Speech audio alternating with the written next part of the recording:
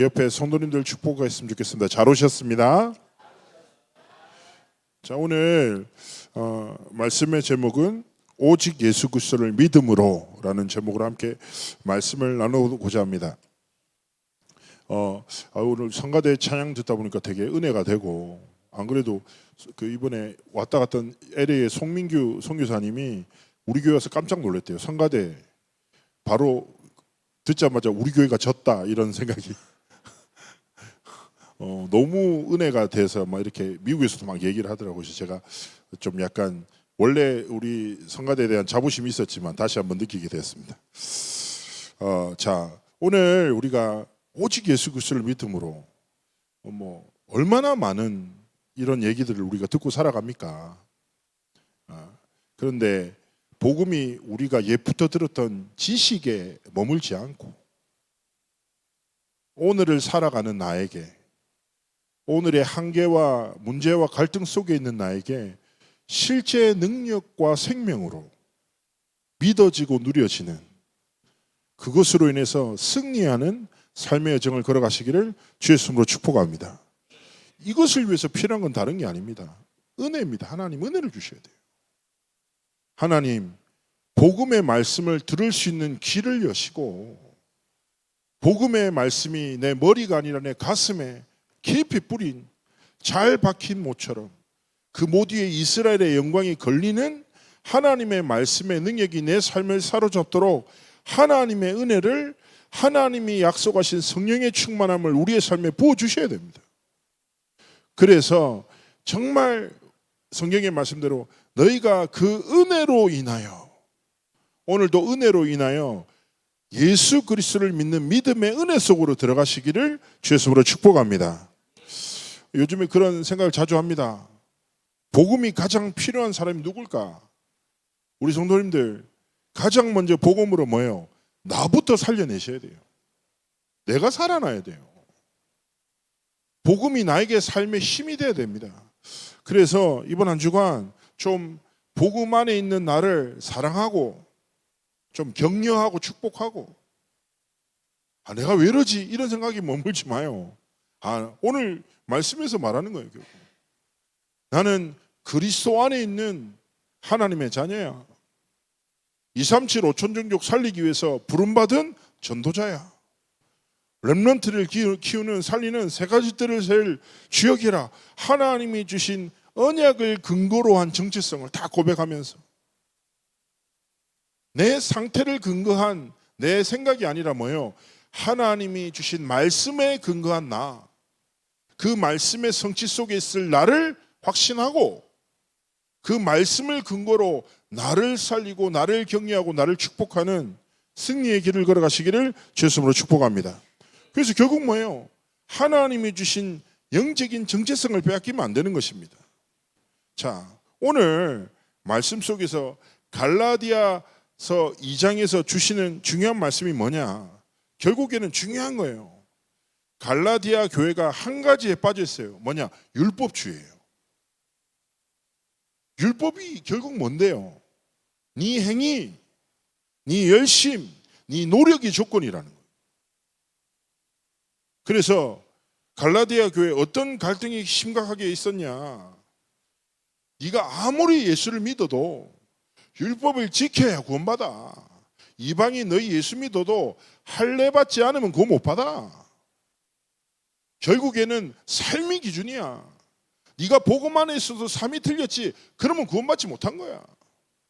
율법을 끝없이 지킴으로 네 삶을 증명해야 네가 하나님 자녀인 것을 증언해. 여기로 인해 끝없는 갈등, 끝없는 시험, 또 그 속에서 그런 분들 계시잖아요. 내가 복음 안에 있지만 내가 이렇게 살아서 되겠냐? 자신의 연약함에 또 빠져서 또 다른 자기 비하 불신앙이 사로잡히고 반복되는 거죠. 그래서 오늘 결국 갈라디아서를 통해서 말씀하는 게 무엇입니까? 행위가 아니라 믿음으로 인하여 구원받는 거야. 우리의 열심과 노력이 아니라 하나님이 은혜를 주셔야만 우리가 구원받는 거야. 그래서 우리는 우리의 노력과 방법으로 하나님을 떠난 죄를 해결할 수 없는 절대 불가능한 존재야. 그래서 율법이 무엇입니까? 결국 우리가 죄인임을 드러내는 하나님의 선물이에요. 율법을 통해서 의를 증명하라는 게 아니라니까. 하나님이 율법을 하나님 주신 거라니까. 뭐 때문에요? 복음으로 나아가라고. 복음으로 나아가라고 율법을 선물로 주셨는데 율법에 갇혀서 복음을 붙잡지 못해. 얼마나 어리석습니까? 우리는 끝없이 뭐예요? 하나님이 주신 의도가 아니라 내 멋대로, 내 상황대로 잘못 판단할 때가 많아요. 자, 율법의 한계가 무엇입니까? 율법은 죄를 깨닫게 하는 역할이 있지만 죄에서 벗어나거나 의롭게 할 수 없죠. 왜 그렇습니까? 로마서 3장에 말씀하잖아요. 모든 사람이 죄를 범하였음에 하나님의 영광에 이를 수 없어. 의인은 아무 없다라고 성경에서 분명히 정의하거든요.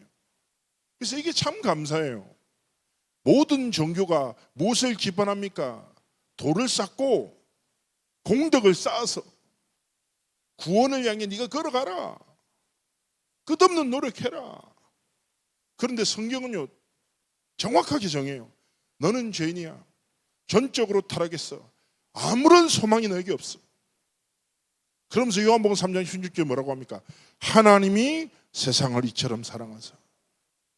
절대 불가능한 우리의 인생을 하나님이 사랑하셔서 율법을 폐하신 게 아니라 그리스도의 십자가를 통하여 율법을 완성하시고 하나님 만나는 새롭고 산 길을 여신 것이죠. 그래서 우리는 무엇을 행함으로가 아니라 하나님의 은혜로 주신 최고의 선물인 예수 그리스도를 믿는 믿음을 통해서 모든 것을 회복하는 줄 믿습니다. 그렇다면 우리의 연약함 때문에 낙심하고 절망할 필요가 있습니까? 없습니까? 없어요. 렘넌트가 얘기하더라고요. 저는 왜 계속 똑같은 문제 때문에 넘어질까요? 그거는 네 영적 문제가 아니라 하나님 주신 선물이다. 문제는 뭐냐? 네가 넘어졌을 때 그것으로 인해 하나님의 은혜는 복음 앞으로 나가야지.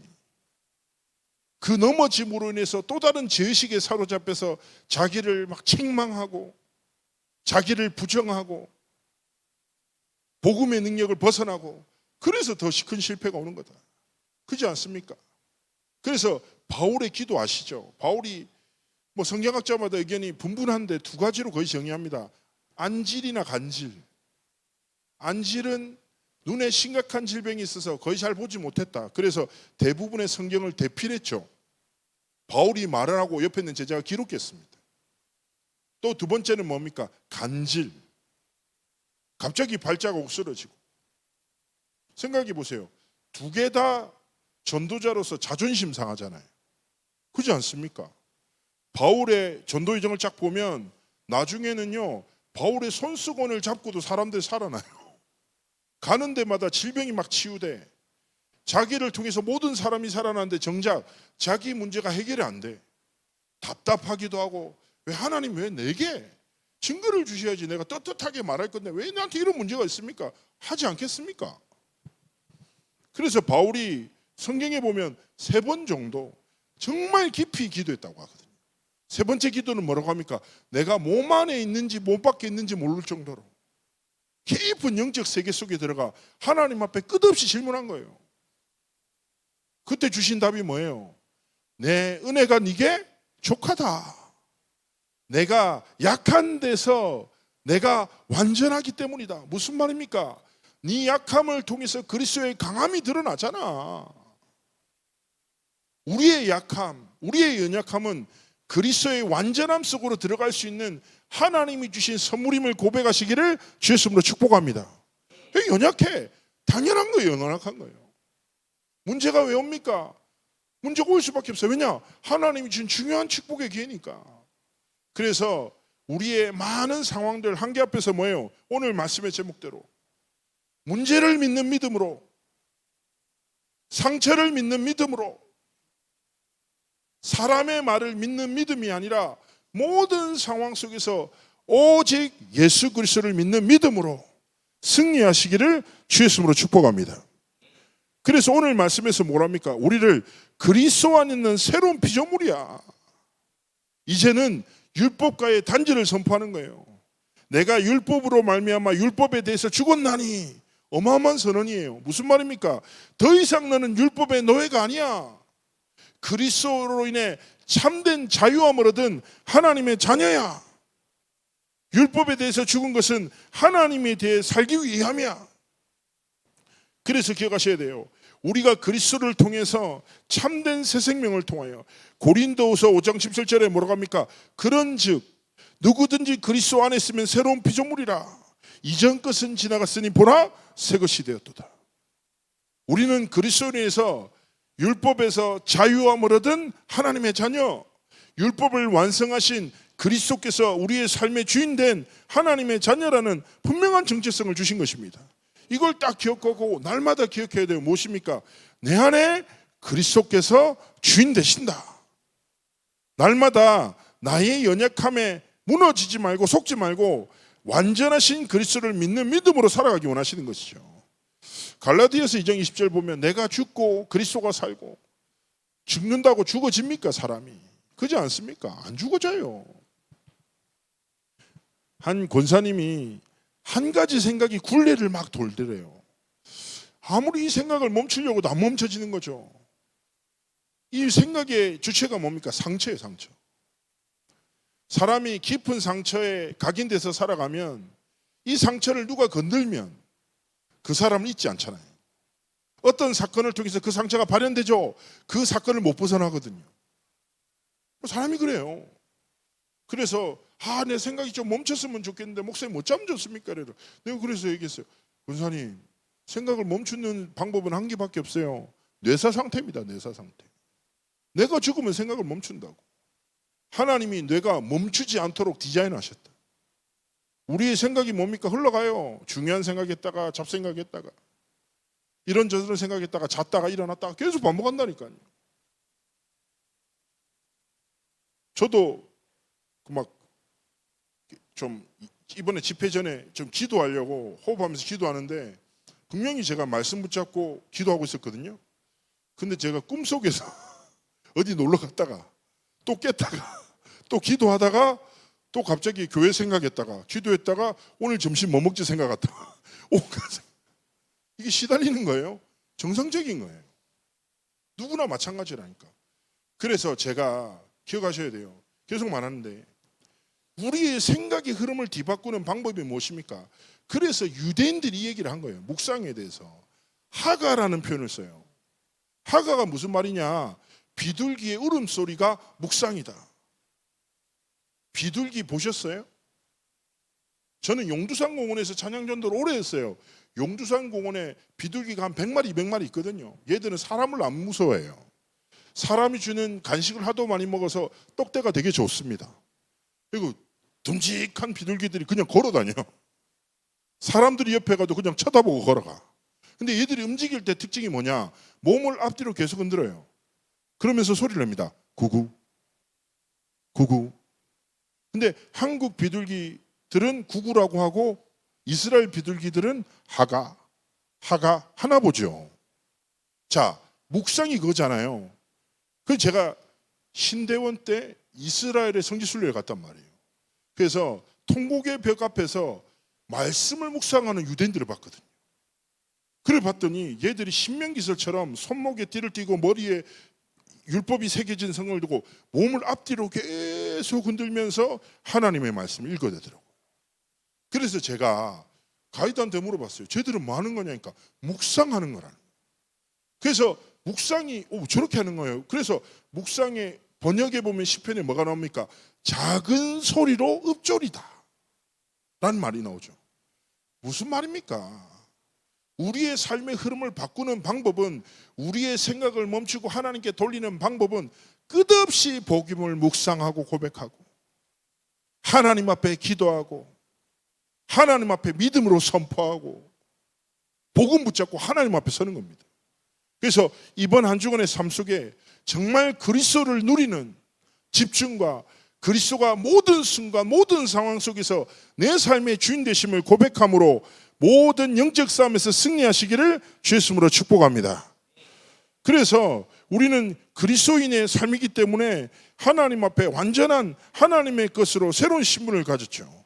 더 이상 죄의 종, 마귀의 자녀가 아니라 하나님의 자녀입니다. 사단의 권세를 완전히 깨뜨리신 승리하신 예수 그리스도가 우리의 삶의 주인 되시는 것입니다. 주인 되시기 때문에 내 생각, 내 감정이 아니라 뭡니까? 내 삶의 주인 되신 예수 그리스도를 믿는 믿음으로 그 뜻대로 질문하며 승리하는 삶을 살아야 됩니다.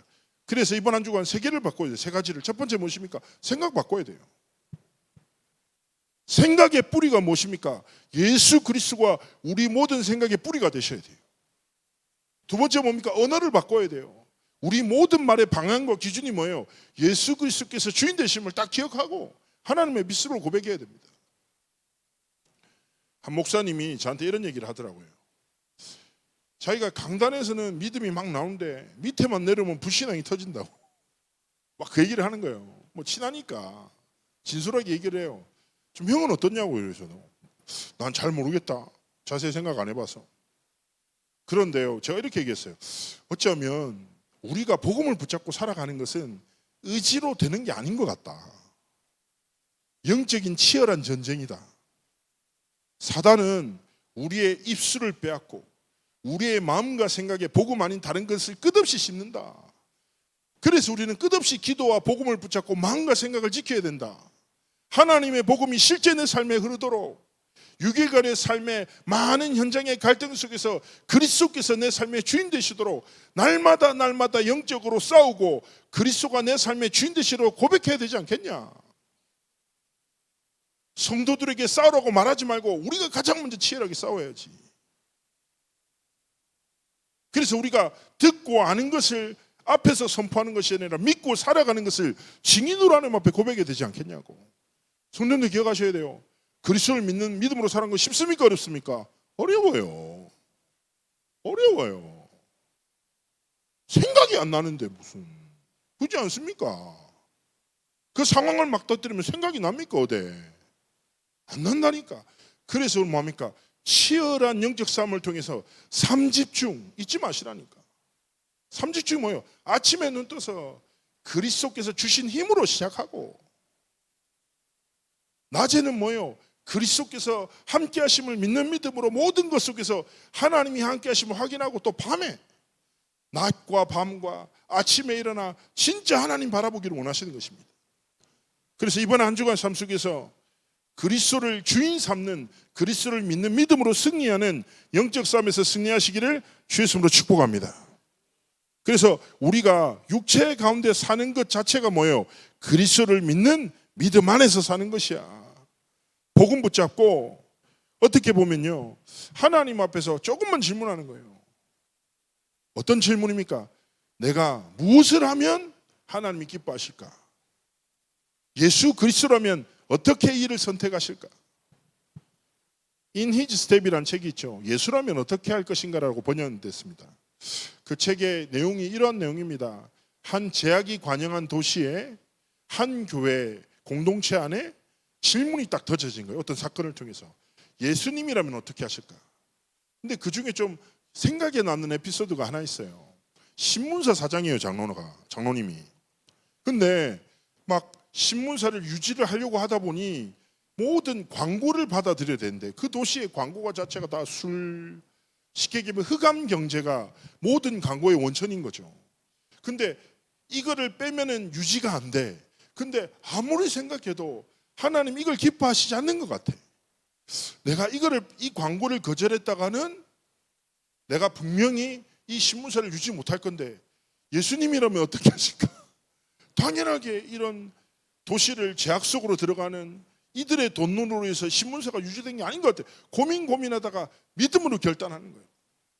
그래, 이 도시를 위해서 진짜 필요한 기사를 쓰고 기사의 질을 높이고 그 다음에 광고를 딱 줄여나가기 시작한 거예요. 그러니까 주변의 모든 사람들이 사장님 왜 이러냐? 에? 하나님도 이해하신다. 에? 이러다가 우리 회사 망하면 어떻게 할 거냐? 다른 데도 그런데 왜 장로님만 고집스럽게 그러냐? 막 마음이 흔들려. 근데 이 장로님이 그래, 하나님이 주신 건데 하나님이 가져가시면 드리면 되는 거지 않느냐? 하나님이 주인 되신데. 그래서 내가 너그 말 듣고 선택할까? 하나님의 말씀을 듣고 선택할까? 하나님 말씀 듣고 결단한 거예요. 그러면 결단하면 빡 잘 되는데 회사가 점점 기울고 망해가는 거예요. 그래서 부도 직전이 됐는데 어떤 역사가 일어났냐? 도시에서 사람들이 일어난 거예요. 왜냐? 이 도시에서 믿을 만한 신문사는 여기밖에 없다. 운영 때문에 어렵단다. 우리가 살려야 된다 해서 쉽게 얘기하면 시민의 모금으로 인해 신문사가 올바른 뉴스를 쓸 수밖에 없도록 모든 배경이 딱 확인된 거예요. 그러면서 도시에 진짜 복음 전하는 막 중요한 신문사로 했다라는 기록을 본 적이 있습니다. 제가 들으면서 그렇지. 되게 중요한 것 아니겠습니까? 우리의 실제 삶 속에서, 우리의 삶의 선택 속에서 예수 그리스도께서 주인 되신다면 마땅히 묻고, 내 감정 따라, 내 기질 따라, 내 상황 따라, 조금의 이익을 따라 선택하지 않고 내 삶의 주인 되신 그리스도께서 원하시고 기뻐하시는 선택, 믿음의 도전을 통하여 기도하는 겁니다. 하나님, 내 삶의 주인 되신 예수 그리스도를 통하여 이 현장에, 이 사건 속에, 이 사람의 삶 속에 하나님의 나라가 임하고 하나님의 나라의 일이 이루어지도록 축복하여 주옵소서. 딱 그거 믿고 살아가는 것입니다. 그래서 작년에 원달의 말씀처럼 우리의 삶이 뭐예요?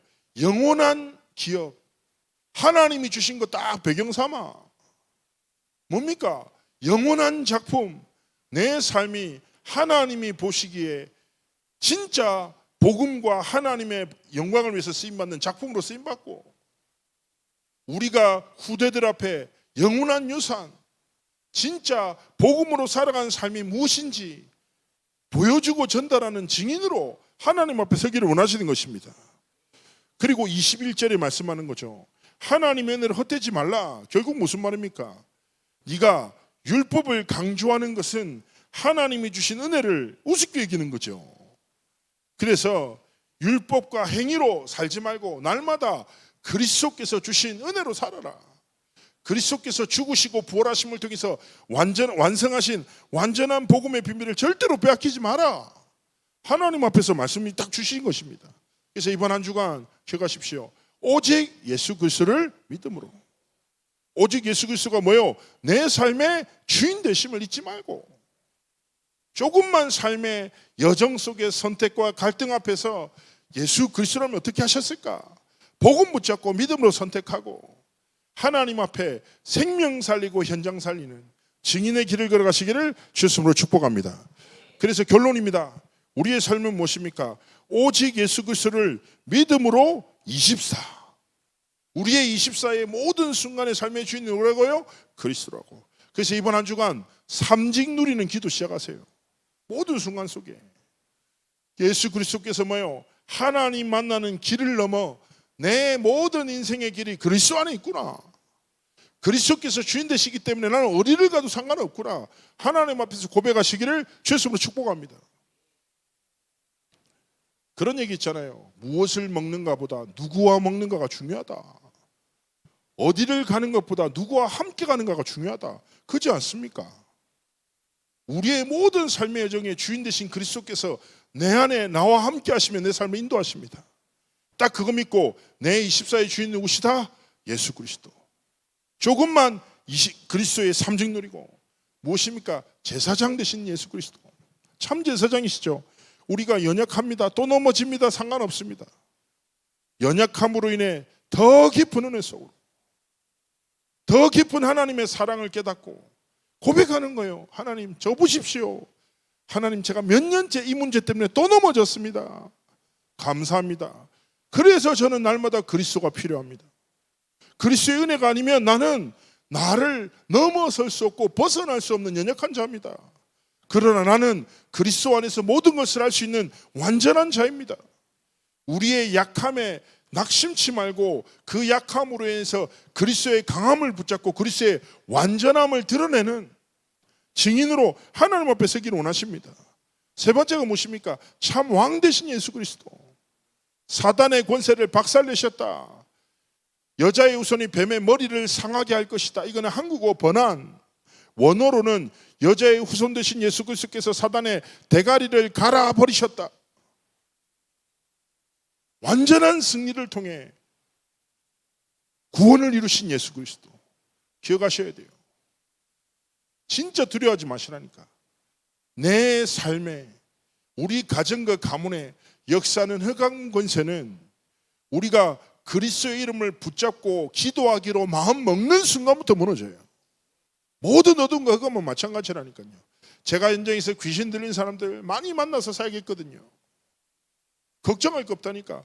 나사렛 예수 이렇게 큰 소리 안 내요. 누가 그렇게 합니까? 진짜 귀신 들린 사람 안다니까. 진짜 알아요. 그러게요. 내 누군지 알지? 네. 예수 그리스도 이름으로 기도할까? 하지 마세요. 기도하면 소리 지르고 난리 난다니까 현장에. 진짜 예수 그리스도로 기도하면 삼직 누리면 저와 여러분의 관련된 모든 전쟁의 어둠, 흑암, 불신앙, 저주, 재앙은 완전히 무너진 줄 믿습니다.